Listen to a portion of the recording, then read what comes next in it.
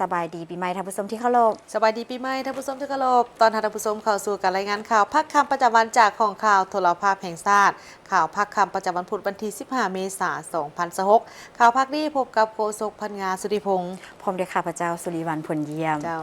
ในการนำเสนอข่าวพักคำประจำวันในมื้อนี้เช่นเคยมีหลายข่าวที่น่าสนใจมานำเสนอเริ่มต้นที่ข่าวภายในประเทศ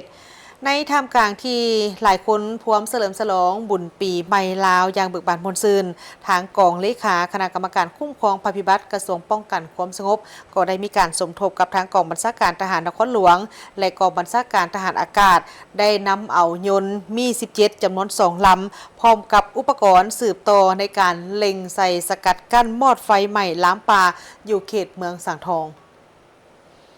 ในเมื่อวันที่ 14 เมษายน 2026กองเลขาคณะกรรมการคุ้มครองภัยพิบัติกระทรวงป้องกันประเทศได้สมทบกับกองบัญชาการทหารนครหลวงและกองบัญชาการทหารอากาศได้นำเอายนต์มี17จำนวน2ลำพร้อมกับอุปกรณ์มอดไฟใหม่ล้ามป่าประสานสมทบกับทางกองเลขาคณะกรรมการคุ้มครองภัยพิบัติขั้นศูนย์กลางลงไปสมทบกับทางองค์การปกครองท้องถิ่นของเมืองสังทองเพื่อจัดตั้งปฏิบัติมอดไฟใหม่ล้ามป่าอยู่เขตภูพนังขอบเขตเมืองสังทองซึ่งนำพาโดยทันคำสวยอุนดาลา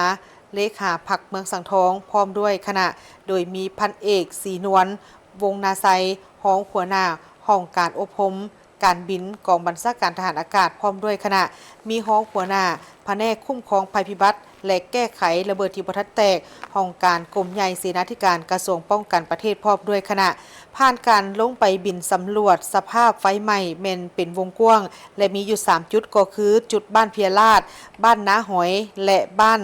ทานาขามที่กำลังใหม่แหงและมีความเสี่ยงฉะนั้นจึงได้นำไส้ยนต์มอดจำนวน2ลำเพื่อลำเลียงเอาน้ำขึ้นมาสกัดกั้นมอดไฟบ่ให้แผ่ลามไปเป็นวงกว้างผ่านการจะตั้งปฏิบัติแม่นสามารถสกัดกั้นได้3จุดจำนวน35เที่ยวมาฮอดปัจจุบันนี้เนื้อที่ถูกเสียหายถูกไฟไหม้แม่นมีอยู่ประมาณ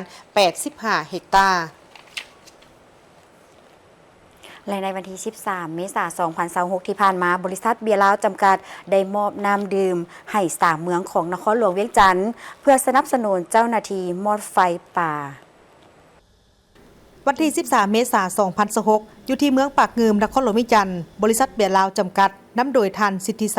เกตวงศ์คณะอำนวยการบริษัทเบียร์ลาวจำกัดได้มอบน้ำดื่มให้แก่หน่วยงานภัยพิบัติเมืองปากงืมก้าวรับโดยเป็นทานแก้วประเสริฐไสปัญญาประธานคณะกรรมการปกครองเมืองปากงืมเพื่อประกอบส่วนสนับสนุนการปฏิบัติหน้าที่ของทางเจ้าหน้าที่และพนักงานที่กำลังมอดไฟอยู่ภูเขาควายเขตเมืองปากงืมน้ำดื่มที่นำมามอบในครั้งนี้ประกอบมีน้ำดื่มขนาด 1,500 มิลลิลิตรจำนวน100แพ็คซึ่งแต่ละแพ็คมี6ขวดน้ำดื่มดังกล่าวนี้มันมีความสำคัญอย่างยิ่งต่อกับการดำรงชีวิตและสุขภาพของทางเจ้าหน้าที่ที่กำลังปฏิบัติหน้าที่อย่างหนักหน่วงในสภาพอากาศที่ร้อนอบอ้าวและเต็มไปด้วยควันไฟมันเริ่มใหม่แล้วมันวันที่10เดือน4อยู่แล้วคือว่ามาฮอดมื้อนี้เป็นมื้อที่4ขบวนวิธีการป้องกันตอบโต้ภัยพิบัติดังกล่าวทางเมืองพวกเขาแล้วได้แต่งตั้งคณะกรรมการจากทหารเลขาภาคเมืองเป็นผู้ชี้นำร่วมประธานหรือของประธานคณะกรรมการปกครองเมืองอะไรนั้นได้นำพาลงที่ภาคสนามบวกใส่กับบรรดาหัวหน้าห้องการเช่นห้องการกสิกรรมสิ่งแวดล้อมแล้วก็ทหารกองพันทหารทั้งสองทหารเมืองสมทบกับอำนาจการปกครองบ้าน4บ้านมีบ้านเบิ้นกระเบาเสียงแลนาเสียงแลทาและบ้านโน้นบวกใส่กับพ่อแม่ปลาสูงอยู่บ้านนั้นแล้วก็กำลังของทหารขึ้นไปมอดไฟหรือว่าใช้เวลาอยู่มื้อนี้เป็นมื้อที่4เฉลี่ยแต่ละมื้ออะไรมันบ่รุด150แห่งงานการไหม้ของไฟอยู่เทิงภูหันมาฮอดมื้อนี้มื้อที่4ประเมินจากวิชาการแล้วมัน196เฮกตาร์ครับแห่งงานที่พวกเราได้นำใส่เข้าไปอันนั้นมัน877แห่งงานมื้อนี้คิดว่ามันสำเร็จเนาะภายหลังที่พวกเราได้รับทราบเนาะจากหน่วยงานภัยพิบัติแห่งชาตินั้นเนาะว่ามีไฟลามป่าเนาะไฟลามป่าอยู่ 2-3 เมืองนี่ในคงเขตกำแพงนครนี้เนาะก็มีเมืองสังทองเมืองสีโคตรแล้วก็เมืองปากเงิมเนาะเบื้องต้นพวกเฮาก็ได้ตัดสินใจเนาะมอบน้ำดื่มจำนวนทั้งหมด300 แพ็คเนาะซึ่งเป็นน้ำดื่ม 1,500 มิลลิลิตรเนาะและ6 แพ็คหนึ่งมี6 ขวดเนาะพวกเฮาได้มอบให้3 เมืองละ100เนาะแต่อันนี้มันก็เป็นการช่วยเหลือเบื้องต้นเพราะว่าน้ำดื่มนี่สำคัญหลายเพื่อเห็นใดเป็นการช่วยเหลือและสุขนิ้วไอ้น้องหันหรือว่ากองกำลังของพวกเฮาหันที่ขึ้นไปมอดไฟหันเพราะว่าพวกเจ้าจะขึ้นไปแต่เช้าเนาะและเขาจะถือเสบียงไปเนาะเพราะฉะนั้นพวกเฮาจึงเห็นว่าน้ำดื่ม 1.5 ลิตรนี่นะมีความสำคัญหลายและมันก็พกพาได้ง่ายเนาะขึ้นไปแต่เช้าก็ตอนแรงจึงกลับกับพร้อมเสบียงก็มีน้ำข้าวปลาอาหารต่างๆขึ้นไปและการที่มอดไฟหันเนาะตามได้รับการรายงานจากทางปกครองเมืองคนนี้เนาะเพิ่นก็ถือว่ามาฮอดมื้อนี้เป็นมื้อที่4แล้วแล้วก็มีท่าอีหยังว่าเพิ่นจะสามารถสกัดไฟหันให้ได้เนาะอันนี้ก็สุ่มเซยแล้วก็ถ้าว่าเฮาสกัดไฟได้หลายเท่าที่จะไว้ได้ท่านสิทธิไซเกตวงศ์คณะอำนวยการบริษัทเบียร์ลาวจำกัดยังได้ฮู้ตื่มอีกว่าการช่วยเหลือในครั้งนี้มีขึ้นภายหลังที่ได้รับการรายงานจากหน่วยงานภัยพิบัติแห่งชาติว่ามีไฟไหม้ลามป่าอยู่หลายพื้นที่ของนครหลวงมิจันทร์รวมทั้งเมืองสังทองเมืองสีโคตะบองและเมืองปากเงิมแต่ละเมืองมอบ100 แพ็คนี่ถือเป็นเมืองที่3ที่บริษัทเบียร์ลาวได้ให้การช่วยเหลือไฟไหม้ป่าเหล่านี้ได้สร้างความเสียหายอย่างหลวงหลายต่อกับป่าไม้สัตว์ป่าและสิ่งแวดล้อมทั้งเป็นการส่งผลกระทบต่อคุณภาพอากาศโดยเฉพาะแม่นปัญหาฝุ่นละออง PM 2.5 และการเปลี่ยนแปลงของอุณหภูมิโลกบริษัทเบียร์ลาวหวังว่าการประกอบส่วนในครั้งนี้จะเป็นการประกอบส่วนช่วยให้ทางเจ้าหน้าที่สามารถควบคุมสถานการณ์ไฟไหม้ป่าภายใน 2-3 วันข้างหน้านี้จะพาท่านผู้ชมไปเบิ่งบรรยากาศงานบุญปีใหม่ลาวที่แขวงหลวงพระบางนางลีต้าแสงสวัสดิ์ได้เป็นนางสังขารประจำปีพศ2569เมืองมรดกโลกแขวงหลวงพระบางการประกวดนางสังขารประจำปีพศ2569ขศ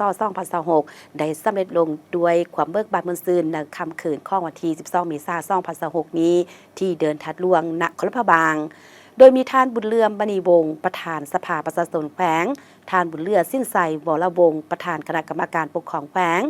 พร้อมการนำของแขวงนครพระบางมวลชนทางภายในและต่างประเทศเข้าร่วมสมร่วมเสียอย่างขับขาหน้าแน่นผ่านการย่างแสดงความงามด้วยหอยยิ้มและกิริยามารยาทอันอ่อนซอยของ30สาวงามเทิงเวทีประกวดที่ประดับด้วยสุดสลับหรือสุดประจำศาสตร์ของแม่หญิงลาวสลับด้วยการแสดงศิลปะวรรณคดีจากนักเรียนโรงเรียนภายในเทศบาลนครพระบางทั้งได้มีการจัดประเภทรางวัลขวัญใจประชาชนโดยแมนสาวงามผู้เข้าประกวดหมายเลข16นางสุนิตาวิทยาพรได้รับรางวัลเงินสด7 ล้านกีบจากนั้นได้คัดเลือกนางสาวงามเข้าประกวดฮอบ15 คนสุดท้ายและ7 คนสุดท้ายพร้อมทั้งตอบคำถามความรู้รอบตัวตามลำดับผ่านการตัดสินด้วยคะแนนเสียงอย่างเป็นเอกฉันท์คณะกรรมการได้ตัดสินให้นางลีตาแสงสวัสดิ์ผู้เข้าประกวดหมายเลข4ได้เป็นนางสังขารประจำปีพศ2569ขศ2026ได้รับเลิงเคิงสัญลักษณ์ของนางสังขารหรือมงกุฎพร้อมสายสะพายไม้คำและเงินสด7 ล้านกีบอันดับที่2นางนิดดาวันบรรดาวงศ์ผู้เข้าประกวดหมายเลข26ได้รับสายสะพายไม้คำและเงินสด23 ล้านกีบอันดับที่3นางยานิสาบุริยาพลผู้เข้าประกวดหมายเลข17ได้รับสายสะพายไม้คำและเงินสด21 ล้านกีบอันดับที่4นางสุสดามีสายผลผู้เข้าประกวดหมายเลข22ได้รับสายสะพายไม้คำ1 เส้นพร้อมเงินสด20 ล้านกีบอันดับที่5นางสุนิตาวิทยาพรผู้เข้าประกวดหมายเลข16ได้รับสายสะพายไม้คำพร้อมเงินสด19 ล้านกีบอันดับที่6นางประกายฟ้าวงคำจันทร์ผู้เข้าประ กวดหมายเลข10ได้รับสายสะพายไม่คำพร้อมเงินสด18ล้านกีบและอันดับที่7นางยิงหลักผมมะวันผู้เข้าประกวดหมายเลข28ได้รับสายสะพายไม่คำพร้อมเงินสด17ล้านกีบนอกนั้นบริษัทลาวโทรคมมนาคมได้มอบเงินรางวัลเป็นมูลค่าโทให้นางสาวที่ได้รับอันดับที่1 5ที่3ผู้ละ5,80,000 กีบมอบให้นางสาวที่ได้รับอันดับ4หาที่7ผู้ละ3,480,000 กีบโอกาสนี้นางสังคารประจำปีพศ2568ขศ2025ได้ขึ้นอำลาหน้าที่เทิงเวทีอันทรงเกียรติพร้อมทางมอบเลิงเคิงและสายสะพายให้นางสังคารประจำปีคศ2026ด้วยความภาคภูมิใจจากนั้นประธานคณะกรรมการปกครองแขวงได้มอบใบย่อๆและซอดอกไม้เพื่อแสดงความยินดีกับนางสาวเข้าประกวดทั้ง7คนที่เป็นตัวแทนให้กับลูกสาวของพญากปิลพลตื่มอีกท่านผู้ชมไปเบิ่งพิธีแห่สร้างเฮียงเกยอยู่นครหลวงพระบางซึ่งปีนี้ได้จัดขึ้นอย่างคึกคืนวันที่13เมษายนนี้อยู่นครพระบางเมืองมรดกโลกได้จัดพิธีแห่สร้างเฮียงเกยซึ่งเป็นพิธีกรรมครอบลาหรือบอกกล่าวการเปลี่ยนศักราชปีเก่าไปสู่ศักราชหรือสังการปีใหม่ตามความเชื่อถือที่สารพระบางสืบทอดกันมาแต่บูหาการซึ่งพิธีแห่สร้างเฮียงเกยนี้ถือเป็นพิธีเสียงถวยว่าในปีนั้นเป็นปีที่ดินฟ้าอากาศสภาพการบ้านเมืองจะอำนวยความสะดวกหรือยุ่งยากอย่างใดเกิดขึ้นกับบ้านเมืองและบรรดาพลเมืองเพื่อจะอาศัยดินฟ้าอากาศในการเฮ็ดกสิกรรมกะเกียมรับมือกับเหตุการณ์พิธีเกิดขึ้นให้มีสติระวังตัวความหมายคำว่าสร้างเฮียงเกยได้มีการเล่าขานต่อกันมาว่าสมัยก่อนแมนการแอบสร้างก่อนเข้าสู่สนามรบเพราะสร้างเป็นสัตว์ใหญ่คู่บ้านคู่เมืองลาวในปางสงครามคนส่วนใหญ่ได้นำสร้างเป็นพาหนะสู้รบโดยมีคำเว้าบางตอนในพิธีเฮียงเกยนั้นว่าสังการสังขารมาเจ้าผู้ใหญ่ท้ายปีท้ายเดือนเจ้ามึงเซาเสื้อสีแลเฮ้อมึงจำเจ้ามึงเซาเสื้อสีดำเฮ้อมึงจืออย่าลังสั่งอย่าลืมจือเซาปุบผ่าไว้จือเซาไส้ผ่านอนเฮ้อเจ้าอวยหน้ามาสู่เฮ้อเจ้ามั่นยืนแสนปีคำบ้านมุ่นเมืองนี่แลเวลาออกสู้รบนั้นเจ้าอย่าได้งวกซ้ายงวกขวาเฮ้อไปหน้าติกคันได้ยินเสียงคนฮ้องโฮแซวอยู่ทางหน้าแม่นศัตรูคำว่าเหียง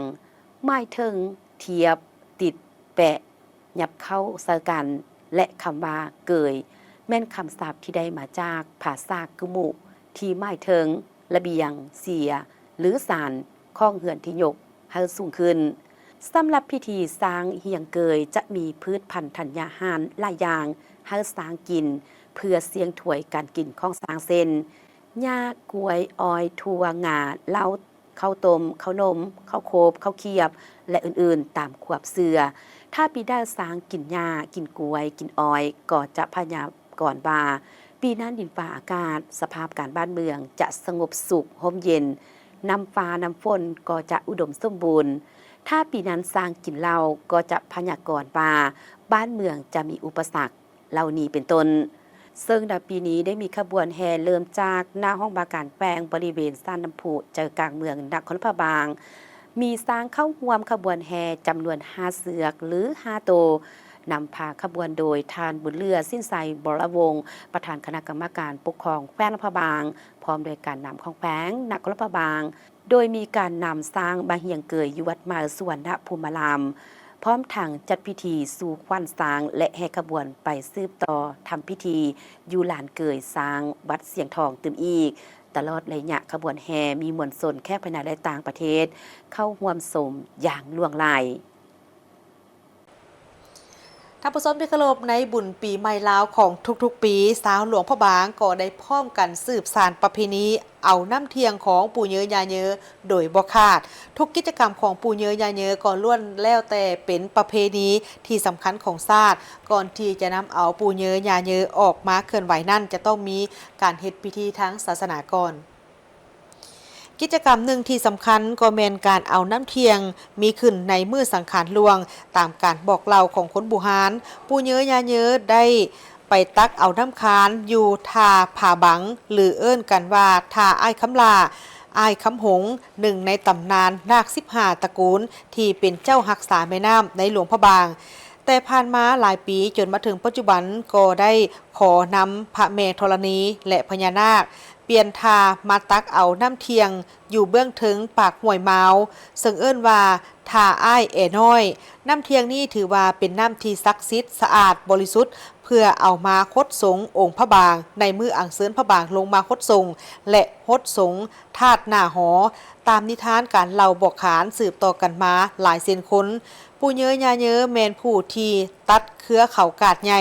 ที่บังแสงสว่างจากดวงอาทิตย์มาสู่โลกมนุษย์ภายหลังที่ได้มีการตัดเครือเขากาดสำเร็จทั้งสองก็ได้ถือเครือเขากาดนั้นล่มทับจนเสียชีวิตแต่ก่อนที่จะตัดเครือเขานั้นปู่เยอะยาเยอะก็ได้ข้องขอกับมวลมนุษย์ว่าก่อนจะเดินทางไปทางใดหรือจะกระทำอันใดขอให้นึกถึงบุญคุณของตนทั้งสองชาวลาวบรรดาเผ่าโดยเฉพาะก็แม่นชาวหลวงพระบางเมืองมรดกโลกมักจะลงท้ายทุกถ้อยคำเว้าด้วยสระ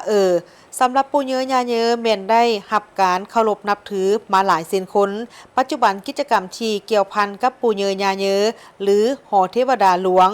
ครอบครัวพงสวรรค์ได้นำพาลูกหลานและประชาชนบรรดาเผ่าพร้อมกันอนุรักษ์วัฒนธรรมการเชื่อถือนี้มาโดยตลอดพอฮอดปีใหม่ลาวของทุกๆปีก็ได้มีการปฏิบัติพิธีทางศาสนาเพื่อบูชาแด่ปู่เยอะยาเยอะด้วยขนมของหวาน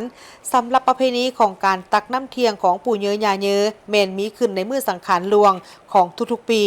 ภายหลังที่สำเร็จการตบพระธาตุทรายภายในวัดว่าอาหามก็ได้มีการแห่ขบวนออกจากหอเทวดาหลวงวัดว่าอาหามไปตามเส้นทางบ้านบิซุนหาบ้านมื่นนาแล้วลงไปหาทาน้ำคานเพื่อตักเอาน้ำเทียงแล้วก็แห่กลับคืนสู่หอจากการตักน้ำเทียงปู่เยอะยาเยอะและสิงแก้วสิงคำจะเข้าร่วมขบวนแห่วอจากวัดมหาธาตุถึงวัดเสียงทองในมื้อสังขารเนาและแห่กลับคืนจากวัดเสียงทองหาวัดมหาธาตุในมื้อสังขารขึ้นพร้อมกันนั้นก็เข้าร่วมพิธีคดสงองค์พระบางในมื้ออังเซินลงฮดสงและตอนแลงก็มีพิธีฟ้อนล้ำถวายพระเจ้าองค์หลวงวัดวิสุทธราชตอนบ่ายของวันที่18เมษายนมีพิธีสูตรปริตามงคลถวายปู่เยอะยาเยอะและสิงแก้วสิงคำฟ้อนล้ำถวายพระธาตุปากเค็ดปากย้ำและพระธาตุค้ำไขภายหลังที่สำเร็จก็อังเซินกลับคืนเข้าสู่หีบเก็บรักษาไว้ภายในวัดอารามอุตุมราธานีตามเดิมแผนกวัฒนธรรมและการท่องเที่ยวของทางแขวงขมวนได้จัดพิธีเฉลิมฉลองบุญปีใหม่ลาวพศ2569เพื่อเป็นการสืบทอดประเพณีดีงามของชาติลาวแผนกวัฒนธรรมและการท่องเที่ยวแขวงขมวนได้จัดงานเฉลิมฉลองบุญปีใหม่ลาวพศ2569โดยมีท่านมโนทองพงศวัฒน์ว่าการหัวหน้าแผนกวัฒนธรรมและการท่องเที่ยวแขวงมีบรรดาพนักงานอาวุโสบำนาญและพนักงานลักแรงภายในแผนกเข้าร่วมงานเฉลิมฉลองดังกล่าวมีกิจกรรมบาสีสู่ขวัญรดน้ำส่งพนักงานอาวุโสบำนาญพนักงานการนำและกิจกรรมอื่นๆที่เต็มไปด้วยความม่วนซื่นซึ่งนอกจากเป็นการสืบทอดบุญประเพณีดีงามของชาติลาวแล้วยังเป็นการสร้างความสัมพันธ์และความสามัคคีภายในระหว่างพนักงานภายในแผนกวัฒนธรรมและการท่องเที่ยวและพนักงานอาวุโสบำนาญโดยได้ร่วมกันสร้างบรรยากาศที่เต็มไปด้วยความม่วนซื่นและมอบคำอวยพรที่มีความหมายให้แก่กันและกันกองบัญชาการปกส.แขวงบุรีคำไซเปิดกล่องประชุมผ่านแผนป้องกันหับไส้ประชาชนในการเฉลิมฉลองบุญปีใหม่ลาวพศ2569โดยการเป็นประธานของทานพันเอกคำเพงนำพวันห้องหัวหน้ากองบัญชาการปกส.แขวงมีคณะกองบัญชาการปกส.แขวงคณะห้องกองพันป้องกันเคลื่อนที่และภาคส่วนที่เกี่ยวข้องเข้าร่วม กองประชุมได้ผ่านแผนป้องกันงานบุญปีใหม่ลาวพศ 2569 นับแต่วันที่ 13-17 เมษายน 2026 กองบัญชาการปกส.แขวงบุรีรัมย์ไซได้สร้างแผนป้องกันการเฉลิมฉลองส่งท้ายปีเก่าพศ 2568 และต้อนรับปีใหม่ลาวพศ 2569 ซึ่งได้กำหนดจุดประสงค์และระดับคาดหมายกำหนดพื้นที่จัดวางกำลังลงรับผิดชอบกวดกาติดตามเป้าหมาย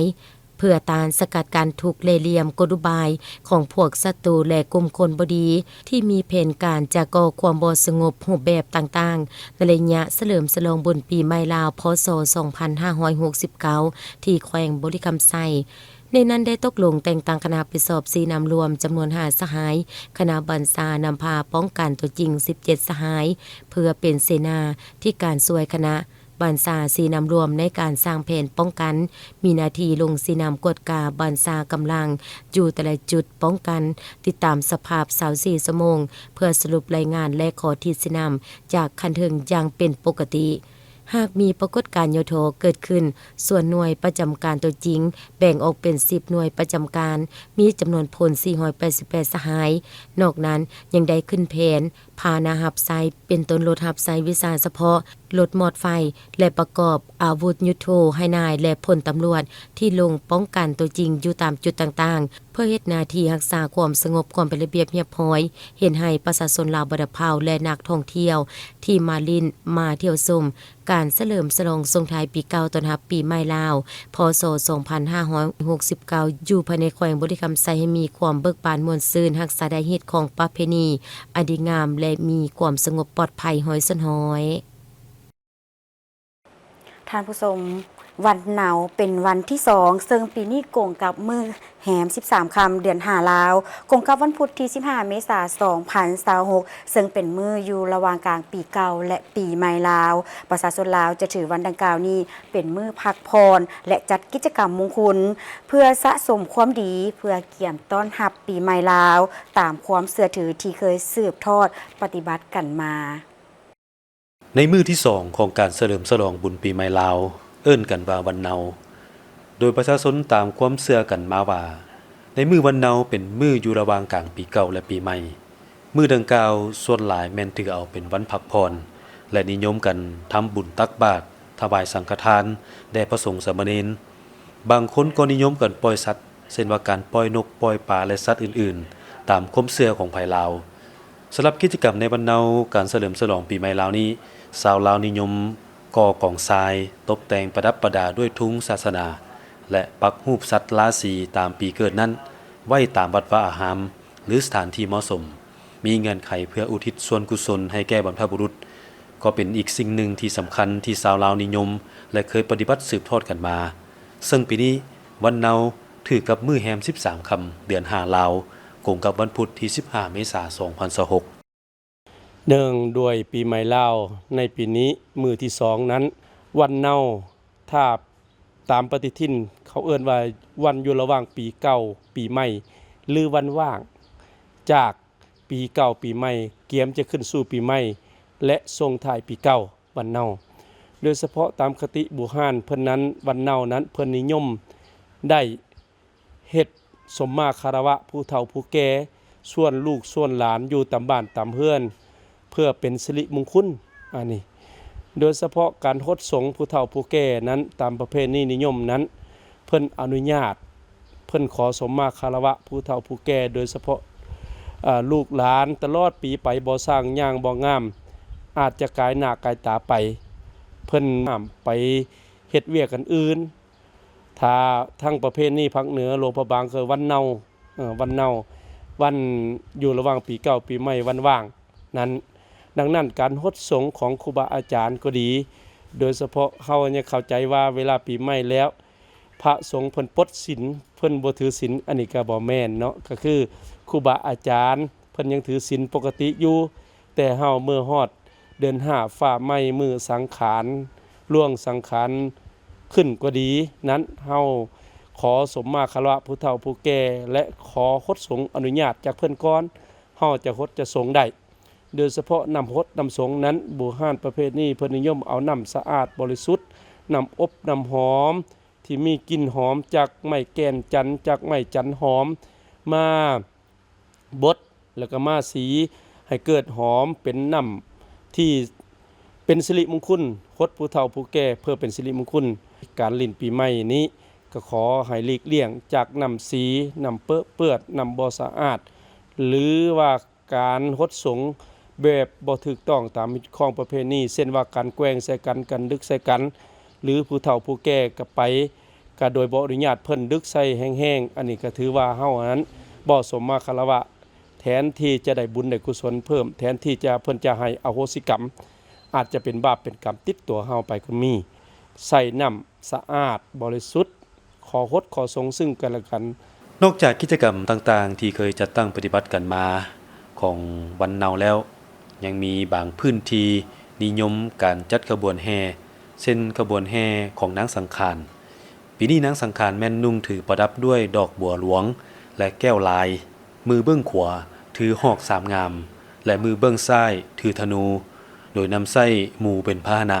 พร้อมนั้นยังมีการแสดงศิลปะพื้นบ้านสร้างความคึกคืนและดึงดูดนักท่องเที่ยวทั้งภายในและต่างประเทศให้มาร่วมสัมผัสวัฒนธรรมลาวอันงดงาม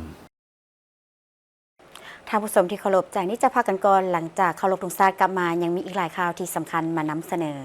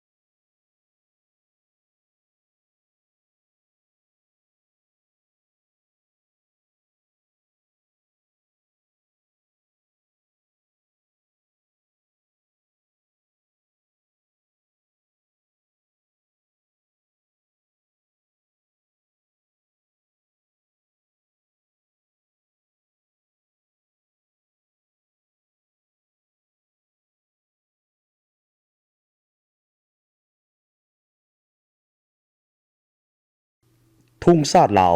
เป็นสัญลักษณ์แห่งสาธารณรัฐประชาธิปไตยประชาชนลาว สันติภาพ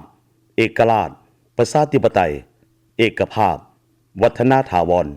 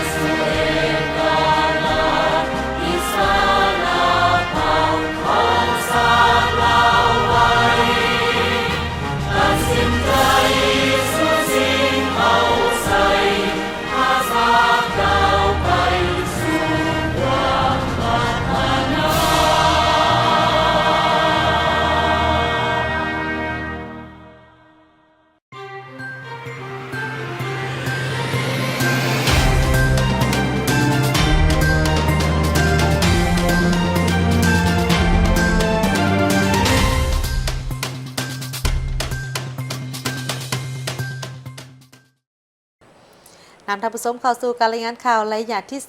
2บรรดาการนำและมวลชนชาวนครหลวงวิจันทร์ได้ร่วมกันอัญเชิญพระคำลงมาฮดสงฆ์เนื่องในโอกาสของบุญปีใหม่ลาวพ.ศ. 2569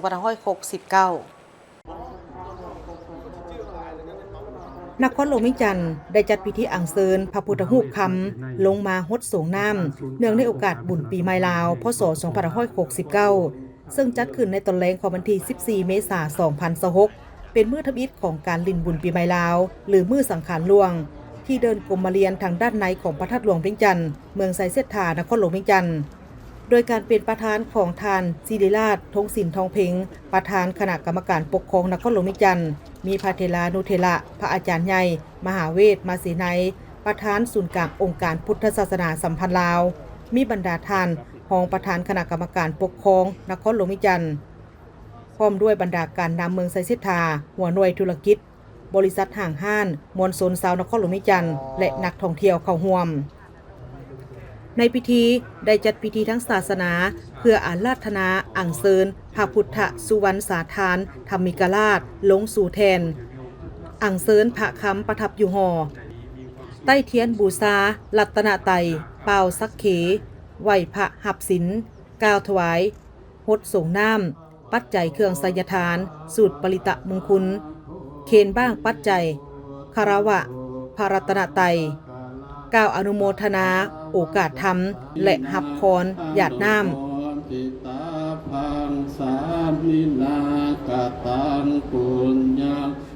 จากนั้นประธานพิธีพร้อมด้วยพระเถรานุเถระก็ได้ขึ้นไปอัญเชิญพระพุทธรูปคำลงมาสู่แทนเพื่อให้พระเถรานุเถระการนำและมวลชนชาวนครหลวงวิจันทร์ก็คือผู้ที่เข้าร่วมในพิธีได้มีการฮดสงน้ำอบน้ำหอมและน้ำสะอาดเพื่อให้พระพุทธรูปคำที่เป็นพระคูบ้านคูเมืองที่ประทับอยู่พระธาตุหลวงเวียงจันทร์ให้อยู่เย็นเป็นสุขตลอดไปภายหลังที่เอาลงมาให้มวลชนได้ฮดสงน้ำตามฮิตของประเพณีแล้วก็ได้อัญเชิญกลับคืนสถานที่เดิมปีลาวปีนี้ขออวยพรไสประเสริฐมายังการนำภาครัฐพ่อแม่ประชาชนบรรดาเผ่าออกตนโยมที่ทั้งภายในและต่างประเทศได้เฉลิมฉลองปีใหม่อย่างมวลซื่นอิ่มอกอิ่มใจอาตมาขอน้อมเอาคุณพระรัตนตรัยหมายมีคุณพระพุทธเจ้าคุณพระธรรมเจ้าคุณพระสังฆเจ้าคุณพระปรมี30ทัศจงมาบันดาลปกป้องคุ้มครองออกตนโยมตลอดฮอดการนำภาครัฐพนักงานทหารตำรวจไอ้น้องพ่อแม่ประชาชนบรรดาเผ่าขอมีความสุขกายสบายใจแข็งขาดปลอดภัยมีโชคมีไส้ปรารถนาอันใดขอให้สำเร็จขออยู่ซุ่มกินเย็นอยู่คำอยู่คูนอายุขอยืนยาวมั่นห้อยควบพระวรรษาเด้อวันณะสีสดใสดังพระจันทร์เพ่งแจ้งสุขขอมีสุขล้นโลค่าเหินห่างพละแข็งเขื่อนเข้มเหมือนสร้างหมื่นตัวค ขอให้ทุกท่านทุกคนมีโชคมีชัยอยู่ดีมีแห้งทุกท่านทุกคนโดยเทินสบายดีปีใหม่ พร้อมนั้นก็ได้จัดให้มีพิธีรดน้ำพระสงฆ์ที่เข้าร่วมในพิธีโดยมีการนำและมวลชนชาวนครหลวงเวียงจันทน์ได้พากันรดน้ำอบน้ำหอมและน้ำสะอาดอันได้เฮ็ดให้บรรยากาศเต็มไปด้วยความเบิกบานม่วนซื่นรักษาได้วัฒนธรรมฮิตของประเพณีอันดีงามของชาวลาวเฮาซึ่งปีหนึ่งมีครั้งหนึ่งนั่นก็คือโอกาสบุญปีใหม่ลาวหรือบุญพุทธสงกรานต์ อะไรฮิตของวัฒนธรรมอันประเพณีลาวอันงดงามเนาะมื้อนี้ก็แม่นได้เอาพระคำที่คู่บ้านคู่เมืองของพระท่านหลวงเฮาได้ลงมาสักการะบูชาโหดสูงอันนี้เป็นฮิตของประเพณีอันนี้อันหนึ่งที่งดงามและข้าพเจ้าเองก็ได้มีส่วนร่วมในการที่มาสักการะบูชาทุกปีค่ะข้าพเจ้าคิดว่ามันเป็นวัฒนธรรมอันหนึ่งที่งดงามและก็หวังว่าพ่อแม่ประชาชนลาวบรรดาเผ่าทั่วประเทศในโอกาสบุญปีใหม่ลาวนี้เนาะขอให้ทุกท่านการนำภาครัฐและการนำนครหลวงและพ่อแม่ประชาชนทั่วประเทศจงมีแต่ความสุขทั้งกายทั้งใจและปรารถนาสิ่งใดให้ได้ดังแก่นึกแก่ปรารถนาก็ขอให้ว่าฮีตของประเพณีวัฒนธรรมอันดีงามของเฮานี่ขอให้ยืนยาวไปตลอดเพราะว่ามันเป็นประเพณีอันหนึ่งที่งดงามของคนลาวเฮาได้ฮุดสูงแล้วก็ได้กราบสักการะบูชาส่งพระส่งกันแล้วก็เป็นการฮิตของอันนึงของพ่อแม่ประชาชนบรรดาเผ่าทั่วประเทศเจ้า5 โมงก็ได้มนต์พระ30 องค์มาทำพิธีสูตรเพื่อเอาพระคำลงมาฮดสงตามประเพณีฮิตของลาวเฮาแต่ดึกดำบรรพ์มาเนาะเฮากับบ่ปะฮีตให้มองบ่ปะคองให้เศร้านำพาประชาชนเป็นต้นแม่นอยู่เมืองไซเสถา48หมู่บ้านแล้วก็การนำภาครัฐนครหลวงและการนำขันศูนย์กลางกับมาร่วมข้าพเจ้าในนามประธานบริษัทเพชรบัณฑิตก่อสร้างที่ได้รับสัมปทานตั้งแต่450 ปีมาฮอดปัจจุบันก็ได้คำสู่เนาะเรื่องท่านหลวงแล้วก็ฮีต12ของ14ฮีตนี้ความเจียงมาตลอดก็บ่เคยได้ทุกปีก็ได้เฮ็ดมาแล้วก็มีผลดีต่อประชาชนก็คือฝนกระตกถึกตามฤดูเนาะแล้วก็บ่มีอัคคีภัยต่อบ้านเฮาแล้วก็ฮอดปีใหม่ที่สิมาถึงนี้ข้าพเจ้าก็ในนามประชาชนเนาะนครหลวงแล้วก็เมืองไซเสถาแดนในทั่วประเทศก็ขออวยพรให้กันนำภาครัฐทหารตำรวจทุกกระทรวงที่เพิ่นบ่ได้มาร่วมนำเฮาในมื้อนี้ก็ขอให้พวกท่านมีอายุมั่นขวัญยืนสุขกายสุขใจแล้วก็นำพาประเทศชาติให้เจริญรุ่งเรืองนำพาพระอาจารย์ทุกองค์ประธานอปสทุกองค์ที่มาร่วม30 องค์ในมื้อนี้ก็ขอให้เพิ่นนำพาศาสนาของเฮาที่ว่าได้สร้างมาได้ 2,500 ปีก็ขอให้เพิ่นนำพาศาสนาต่อไปในวันที่15 เมษายนซึ่งเป็นมื้อที่2ของการเฉลิมฉลองบุญปีใหม่ลาวเป็นมื้อเนาโดยประชาชนตามความเชื่อกันว่าในมื้อวันเนานี้เป็นมื้อที่อยู่ระหว่างกลางของปีเก่าและปีใหม่ซึ่งมื้อดังกล่าวนี้ส่วนหลายแม่นถือเอาเป็นวันพักผ่อนและนิยมกันทำบุญตักบาตรถวายสังฆทานแด่พระสงฆ์สามเณรบางคนก็นิยมกันปล่อยสัตว์เช่นการปล่อยนกปล่อยปลาและสัตว์อื่นๆตามความเชื่อของไทยลาวปีนี้วันเนาแม่นถือกับมื้อแฮม13 ค่ำเดือน5ลาวตรงกับวันพุธวันที่15 เมษายน 2026นครหลวงเวียงจันทร์จัดขบวนแห่พระพุทธรูปคู่บ้านคู่เมืองในโอกาสปีใหม่ลาวพ.ศ. 2569 อย่างคึกคืนพิธีแห่พระพุทธรูปคู่บ้านคู่เมืองเนื่องในโอกาสปีใหม่ลาวพ.ศ. 2569 ได้จัดขึ้นในวันที่ 14 เมษายนที่เขตคุ้มเมืองเก่าวัดจันทร์เมืองจันทบุรีนครหลวงเวียงจันทร์ซึ่งนำโดยทานนางวิไลวรจันทราตรีรองประธานคณะกรรมการปกครองนครหลวงเวียงจันทร์มีทานแสงสาธิตพิมพ์เมืองประธานคณะกรรมการปกครองเมืองจันทบุรีโดยให้การต้อนรับอยู่จุดน้ำพุของทานศิริราชทงศิลป์ทองเพงประธานคณะกรรมการปกครองนครหลวงเวียงจันทร์มีการนำภาครัฐทูตตานุทูตองค์การจัดตั้งสากลประจำลาวแผนกวัฒนธรรมและการท่องเที่ยวนครหลวงเวียงจันทร์เถ่าแก่แนวโฮมพร้อมด้วยพุทธบริษัทพุทธศาสนิกชนตลอดฮอดมวลชนชาวนครหลวงเวียงจันทร์บรรดานักท่องเที่ยวทั้งภายในและต่างประเทศเข้าร่วมอย่างหลวงหลายและฟดฟื้นขบวนแห่พระพุทธรูปคู่บ้านคู่เมืองเป็นหนึ่งกิจกรรมสำคัญหลังที่จัดขึ้นในมื้อเปิดงานบุญปีใหม่ลาวซึ่งปีนี้พิธีได้เริ่มแต่เวลา 13:00 เต้าโฮมขบวนแห่โดยมี พิธีทางศาสนา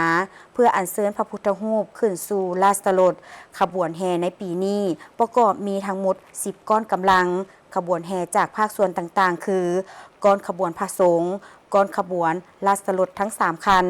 ก้อนขบวนนามพระพุทธมนต์และพระมหาเถระเจ้าก้อนขบวนรถที่บรรจุเสียรของพญากบิลพรหมก้อนขบวนกองหลวงก้อนขบวนการนำก้อนขบวนมวลชนก้อนขบวนมโหรีแคนฟ้อนก้อนของรถไฟฟ้ารถกู้ภัยรถตำรวจก้อนขบวนมหาชนก้อนมวลชนก้อนรถเครื่องเสียงพร้อมนั้นยังมีขบวนมวลชนทั่วไปรวมทั้งรถสีน้ำฮดสงตาม2ฝากเส้นทางเฮ็ดให้ขบวนแห่ในครั้งนี้มีบรรยากาศที่ฟดฟื้นมวลซื่นขบวนแห่ดังกล่าวได้เริ่มต้นแต่หน้าวัดอินแปงลงไปฮอด4แยกบริษัทลาวโทรคมเลี้ยวซ้ายมาทางเส้นทาง3แสนไทยขึ้นมาฮอดไฟแดงสีหอมเลี้ยวซ้ายไปหาวัดอินแปงโดยมีระยะทาง2กิโลเมตรโดยบรรยากาศเบิกบานคึกคืนตามเส้นทางที่ขบวนผ่านในวันที่ 14 เมษายนนี้พันตรีเวียงสวรรค์กิตติศักดิ์ฮ้องหัวหน้าตำรวจจราจรของเมืองนาไซทองก็ได้ออกมาให้สัมภาษณ์ต่อกับทีมข่าวโทรภาพแห่งชาติลาวเกี่ยวกับความพร้อมในการรับประกันความสงบและความเป็นระเบียบเรียบร้อยทางด้านการสัญจรในระยะของการเฉลิมฉลองบุญปีใหม่ลาวเพื่อรับประกันความปลอดภัยในการสัญจรตามท้องถนนหลวงในระยะฉลองบุญปีใหม่ลาวพ.ศ. 2569แผนกตำรวจจราจรเมืองนาทรายทองได้กะเกี่ยมความพร้อมอย่างเต็มที่โดยได้จัดวางกำลังเจ้าหน้าที่ลงประจำการอยู่ตามป้อมและจุดสำคัญต่างๆตลอด24ชั่วโมงเพื่ออำนวยความสะดวกจัดสรรระเบียบการสัญจรและสกัดกั้นการเกิดอุบัติเหตุอย่างเข้มงวดมาตั้งแต่วันที่12 เมษายนเป็นต้นมาตั้งด่านกวดกาด้านเทคนิคและเอกสารรถของผู้ขับขี่ทางอำนวยความสะดวกให้ผู้ขับขี่เพื่อลดพรการเกิดอุบัติเหตุในระยะผ่านมายังบ่ทันพบการเกิดกรณีที่ห้ายแฮงเป็นต้นแมนการเมาแล้วครับมีเพียงแต่กรณีที่บ่ถือเอกสารหรือว่าใบขับขี่และบ่ใส่หมวกกันกระทบเท่านั้นนักขับขี่ก็ถือว่ากวดกาไปนี่ก็คือว่าบ่ทันพบเห็นกรณีใดที่ว่าผิดระเบียบห้ายแฮงที่เป็นการดื่มและขับบ่อันนั้นนี่ก็ยังบ่ทันเห็นเนาะเพราะถ้าเราก็ได้กวดกากันไปตามปกตินี้ปฏิบัติตามแผนของแผนกจราจรนครหลวงก็คือกองบัญชาการปกส.เมืองนาไซทองนี่เนาะถือว่าสภาพนี่ก็ยังปกติถือว่าบ่มีสภาพอย่างห้ายแฮงเกิดขึ้นเนาะเฉพาะอุบัติเหตุในขอบเขตเมืองเฮารับผิดชอบช่วงระยะเฮาเฮ็ดบุญเขาป้องกันบุญปีใหม่มื้อนี้เดี๋ยวเกิดขึ้นนี่มีรายนึงเนาะมีรถจักรต่ำกับรถกระบะอยู่เขตบ้านดงบองนั่นเนาะเห็นให้ผู้ขับขี่ได้รับบาดเจ็บสมควรนี่1คนพาหนะเปสมควรนี่2คันเนาะในโอกาสนี้ช่วงระยะบุญป้องกันปีใหม่นี้ข้าพเจ้าขอฝากถึงนักขับขี่ผู้ใช้รถใช้ถนนมาเล่นบุญปีใหม่อยู่สปป.ลาวนี้ขอให้ปฏิบัติกฎระเบียบจราจรปฏิบัติตามป้ายกำหนดของโครงการกำหนดให้เนาะให้มีสติระวังตัวในการขับขี่หลีกเลี่ยงการดื่มและขับเพื่อหลีกเลี่ยงต่อการเกิดอุบัติเหตุเฉพาะเมืองนาไซทองในระยะการเฉลิมฉลองบุญปีใหม่ลาวมาฮอดวันที่14 เมษายนสภาพการเกิดอุบัติเหตุอยู่ภายในเมืองมีเพียงแต่1รายมีผู้บาดเจ็บเด็กน้อยโอกาสนี้ท่านของหัวหน้าจราจรเมืองนาไซทองได้เรียกร้องมายังผู้ขับขี่ก็คือพ่อแม่ประชาชนทุกภาคส่วนจงพร้อมกันยกสูงสติเคารพกฎระเบียบจราจรอย่างเข้มงวดถ้าดื่มสิ่งมึนเมาแล้วห้ามขับขี่เด็ดขาดเพื่อร่วมกันลดพรสถิติการเกิดอุบัติเหตุการบาดเจ็บและการสูญเสียชีวิตให้ลดลงเพื่อเฮ็ดให้การเฉลิมฉลองบุญปีใหม่ลาวในปีนี้เต็มไปด้วยความเบิกบานมวลซื่นและมีความปลอดภัยห้อยส่วนห้อยไปเบิ่งบรรยากาศการซื้อขายในมื้อหนาวท่านผู้ชมเครื่องเล่นบุญปีใหม่อยู่ตามห้านแคมทางส่วนหลายแมนประเภทของหมวกถุงกันน้ำและเครื่องฮดส่งผ้าการเฉลิมฉลองบุญปีใหม่ลาวพ.ศ. 2569ปี ปีนี้แม่นท่ามกลางบรรยากาศร้อนอบอ้าวหลายสังเกตเห็นว่าบรรดาห้านขายเครื่องตามแคมทางบ้านโพนตองจอมมณีหาบ้านศรีวิไลคำหุงแม่นได้นำเอาสินค้าประเภทต่างๆมาวางขายโดยเฉพาะเครื่องนุ่งถือหมวกถุงกันน้ำอุปกรณ์ฮดส่งผ้าและอื่นๆจากการให้สัมภาษณ์แม่ค้าหลายทานได้ให้ฮู้ว่าบรรยากาศการซื้อขายปีนี้บ่ค่อยคือครึ่งปานใดอาจเป็นเพราะสภาพเศรษฐกิจค่าของชีพสูงสิ่งที่ประชาชนจับจ่ายส่วนหลายเป็นสิ่งของที่จำเป็นเช่นหมวกถุงกันน้ำและเครื่องส่งผ้าปีนี้มาขายเครื่องอยู่แถวโทรภาพวิทยุขายเกี่ยวกับคู่หมวกถุงกันน้ำ เฮาส่วนใหญ่เฮาจะเน้นเครื่องเงินส่งพระแล้วก็เป็นหมวกเพราะอากาศบ้านเฮามันร้อนแล้วก็แว่นตาด้านราคาจากการสอบถามเห็นว่าปีนี้ราคาสินค้าจะมีราคาเพิ่มขึ้นจากปีผ่านมาขึ้นกับอัตราขึ้นลงของเงินและสินค้าส่วนหลายแม่นนำเข้าฉะนั้นราคาจริงจึงมีการเน่งติงไปนำอัตราเงินเฟ้อบ้านเฮามันผลิตหยังบ่ได้เนาะต้องนำเข้าต้องอิงใส่อัตราแลกเปลี่ยนน่ะนะเฮาซื้อแพงเฮาก็ต้องได้ขายแพงขึ้นหน่อยนึงเพื่อความอยู่รอดของเฮาก็ฝากถึงลูกหลานผู้ที่ว่าเกิดใหม่ใหญ่รุ่นน่ะการไปลิ้นไปเที่ยวนี่ก็ให้คำนึงถึงความปลอดภัยเนาะบ่ให้ดื่มสิ่งมึนเมาแล้วขับรถเนาะเพื่อลดอุบัติเหตุนะเพื่อรักษาชีวิตของเฮาเองนั่นแหละไปกันถ้าเป็นอย่างมาแล้วเศรษฐกิจมันก็ย่ำแย่อยู่แล้วนะต้องไปเสียเงินรักษาเฮาเองบ่หรือว่าถึงขั้นเสียชีวิตสิหยังไปนะอันนี้ก็ฝากให้ลูกให้หลานลิ้นพอประมาณให้มันม่วนมันซื่นปัจจุบันการซื้อขายมีหลายทางเลือกนอกจากการขายหน้าห้างแล้วยังมีการขายผ่านทางออนไลน์เป็นทางเลือกให้แก่ลูกค้าจับจ่ายซื้อขายและบางเขตอาจคือคลื่นขายดีและบางเขตก็บ่ปานใดปะปนกันไปที่สำคัญการจับจ่ายควรคำนึงถึงรายได้ตื่มอีกเพื่อการนำใช้ชีวิตที่เหมาะสมในระยะโครงการส่งท้ายปีเก่าและต้อนรับปีใหม่ลาวพศ2569นี้โรงหมอมิตรภาพหรือโรงหมอ150เตียงได้รายงานให้ฮู้นับตั้งแต่วันที่11จนถึงวันที่14เมษายน2026นี้ว่ามีคนเจ็บย้อนอุบัติเหตุเข้ามาปิ่นปัวจำนวน200กว่ากรณีในนี้เจ็บสาหัสเข้า ICU นี่4กรณีแต่บ่มีผู้เสียชีวิตถ้าหากว่าเทียบใส่ระยะที่ผ่านมาก็ถือว่าเพิ่มขึ้นสาเหตุนั้นเฮ็ดให้มีผู้ได้รับบาดเจ็บส่วนหลายแม่นการขาดสติในการใช้รถใช้ถนนในวันที่15เมษายนนี้ดร.อุไรวรรณพรสวรรค์หัวหน้าแผนกฉุกเฉินโรงหมอมิตรภาพได้รายงานต่อทีมข่าวโทรภาพแห่งชาติลาวว่าในระยะเฉลิมฉลองบุญปีใหม่ลาวพศ2569แพทย์หมอพยาบาลของโรงหมอมิตรภาพแม่นได้เอาใจใส่จัดตั้งเวรยามเป็นพิเศษตลอด24ชั่วโมงเพื่อให้การบริการคนเจ็บให้ทั่วถึงว่องไวและปลอดภัยเฉพาะระยะนี้แม้นมีคนเจ็บเข้าปิ่นปัวหลายขึ้นในมื้อหนึ่งโรงหมอได้จัดแบ่งพนักงานสายภายในและภายนอกประจำการ20กว่าคนในนี้ทานหมอ55คนและพยาบาล12คนเฉพาะการบริการอยู่แผนกฉุกเฉินในเฉพาะ4วันนับแต่วันที่11-14เมษายนมีคนเจ็บเข้ามาถึง700กว่ากรณีในนี้กระทบรวม500กว่ากรณีคนเจ็บย้อนอุบัติเหตุทางท้องถนนจำนวน200กว่ากรณีเข้านอนปิ่นปัว40กว่ากรณีและเข้า ICU 4กรณีแต่บ่มีผู้เสียชีวิตครับระยะที่ว่าปีใหม่ลาวในปีนี้เนาะปี2026คราวนี้ก็ถือว่าคนเจ็บถ้าเทียบกับปีกายเนาะปี2025มันเพิ่มขึ้นหลายนะไล่ระดับได้เส้นตัวอย่างคือตัวเลขจากเมื่อวานนี้เนาะคนเจ็บเข้ามากวดฉุกเฉินทั้งหมดปีนี้222คนเนาะหรือว่า222กรณีแต่ปีกายเนาะปี2025วันที่14เมษายนแม่นมีอยู่ที่160กรณีแสดงว่าขึ้นเป็นทบครึ่งสำหรับสถิติอันนั้นเป็นสถิติรวมเนาะแต่หากมาเบิ่งลงลึกในการอุบัติเหตุท้องถนนปีกายนี้มันมี56กรณีปีนี้76กรณี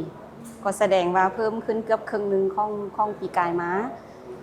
และคนเจ็บส่วนใหญ่ที่เข้ามาแผนกฉุกเฉินเนาะทางด้านกระทบก็แม่น ปีนี้มีกระทบค่อนข้างเบาบางเนาะบ่ได้สาหัสนะก็จากมือที่พวกเขาเก็บสถิติจากวันที่11มาฮอดมือวานนี้เนาะวันที่13วันที่14ก็สิมีอยู่คนเจ็บที่นอนมรสุมทั้งหมดก็มีอยู่ที่4กรณีพวกเขายังบ่ทันพบกรณีเสียชีวิตเทื่อนะอันนี้ก็ถือว่าสำหรับปีนี้ทั้งอย่างใดก็ตามเนาะทั้งว่าสถิติเฮาคนเจ็บหนักเฮาสิลดลง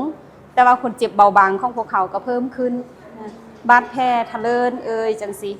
แล้วก็มีการเกี่ยวโยงเนาะหรือว่าเกี่ยวพันกับการนำใส่รถใส่ถนนก็อาจจะระวังน้อยบ่หรือว่าบ่ระวังบ่อันนี้ก็ถือว่า